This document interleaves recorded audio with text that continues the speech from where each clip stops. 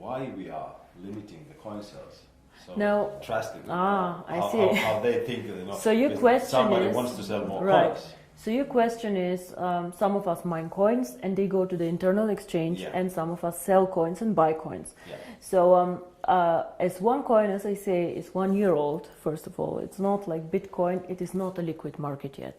So it means that there might be a day where we have a huge demand for coin sales or a huge demand for coin buying. And this is why we as a company always say buying and selling the coin should never be a reason why you join. The coin actually needs to be used. So we need to have some time, and I say always it's 3 to 5 years until we really manage to have a usability and a liquid market where you can do unlimited sales and buying actually on the market. Until then, Kari, if you do not have limits, for example, what can happen is that one person with a huge sales order or huge buy order can distort the price a lot. And this is what happens to Bitcoin often. I don't know if you see all this going up, down in a very, very big amount. And this is called volatility, and we do not want to have a very big volatility for our coin. People do not understand how it can be that Bitcoin today is worth $500 and tomorrow only 400 within a day. This is very disturbing, and if you are a merchant who takes Bitcoins, you don't want to have this, because you want to be sure that if you take a Bitcoin today, it will not be valued 20% or 30% less tomorrow.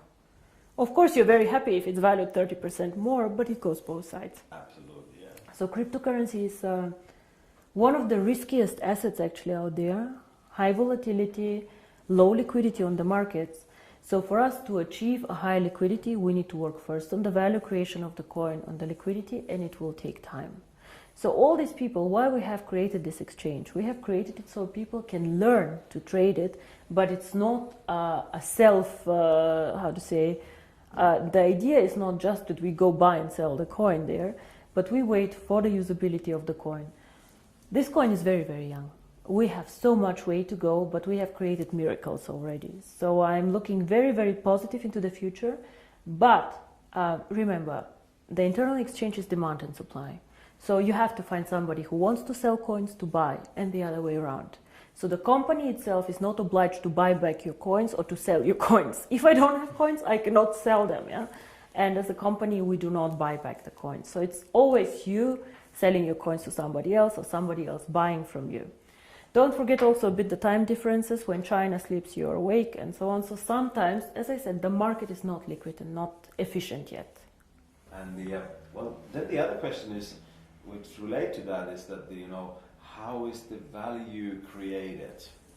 Now, there are two questions I think inside here. First is what is the value of cryptocurrency, and the second is how do we determine today if one coin is valued €1, €2, or €5? Yes.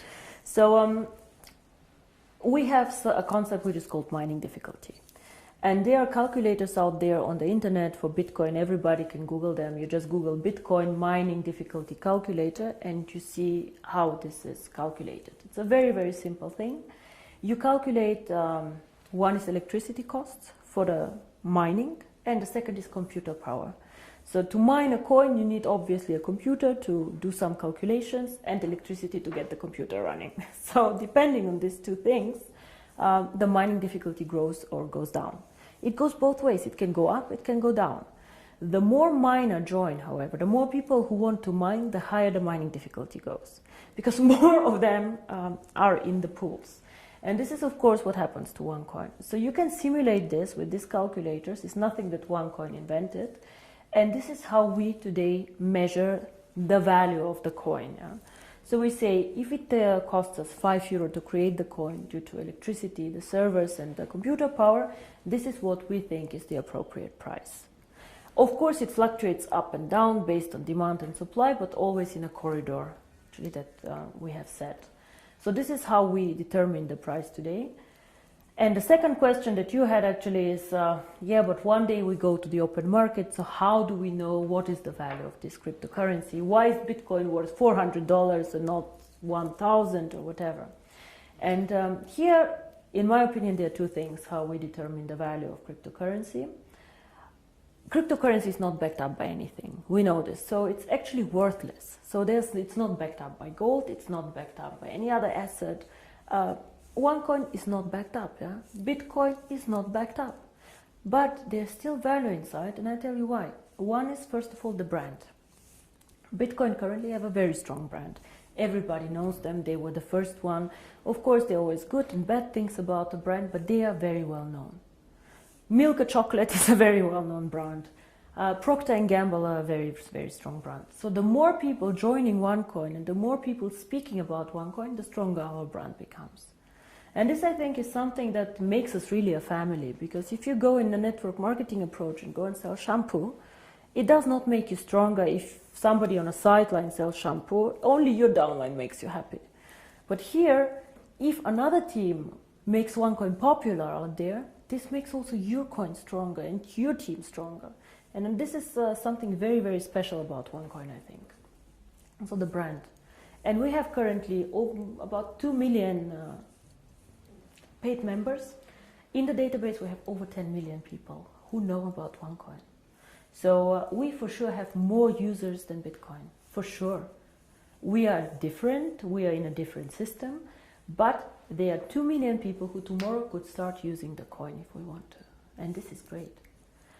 So this is one part of the value, but most people use Bitcoin currently as value storage, like gold. I put it in the safe and I keep it there, which is okay, but a bit of a dangerous concept. Everything that goes up can also go down, and you're not special. You know, and if you're not special, why use OneCoin? Why not use 2Coin, 3Coin, dark coin, who knows? So we are probably one of, or probably the only company who focuses so much on usability of cryptocurrency. Why cryptocurrency? How can it change the world? And our two slogans are the future of payments or join the financial revolution. We believe that actually cryptocurrency can be a vehicle for money transfers. So for example, as you do Western Union transfers, you can use cryptocurrency to do a transfer. Fast, borderless payments. And there's a huge demand for this. 2 billion of people have no bank account. 2 billion. Of course, we cannot capture all of them. But again, if we capture only 10 million or 100 million people, it's a network. It grows so fast. We see what happened. You know, December 2014, I was sitting at my desk and I had a bet with Per Carlson, who is not here anymore, if we will manage to have 10,000 people. And we did a huge celebration with 10,000 people. Today we have 2 million after 12 months. It is incredible. And this is the network effect. The more people know about OneCoin, the more they will come and the stronger the brand becomes.